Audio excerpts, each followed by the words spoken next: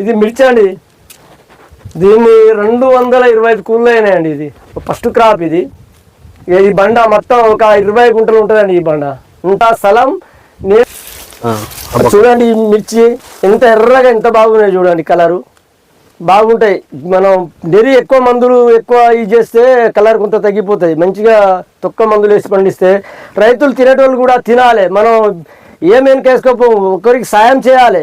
ఏదో అడ్డగల కొట్టి ఏదో మనమే పండించుకొని మనమే తిని పైసలతోటి ఏం కట్టుకొని పోము వెనుక. కానీ మంచి పంట పండించి జనాలకు పెడితే మనకు ఆ దేవుడు అనేటోడు చూస్తాడు.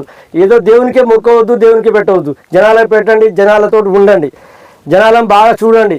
అయితేనే ఆ పుణ్యం అనేది మీకు దక్కుతుంది. ఎప్పుడు జీవిత కాలం ఉంటుంది. మనం మంచితనాన్నే గుర్తిస్తారు ఎవడైనా కానీ.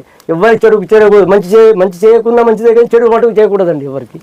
ఏ దానికి వాళ్ళు చూడవస్తారు అనుకోవద్దు, దేవుడు అనేటోడు చూస్తాడు ఎప్పుడు. మనం ఏం చేస్తున్నాం, ఎట్లా పండించుకుంటే ఎట్లా తిన్నాం, ఈ నరకం అంతా తర్వాత అనుభవిస్తాం మనం తర్వాత. ఇదంతా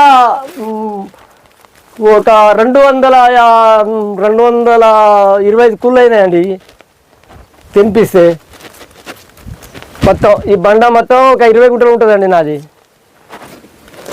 ఇంత విశాలమైన టైం, విశాలమైన ఇది ఏ తోటలో ఎవరి కాడ పోయినా ఎవరి చేయాల ఉండదండి.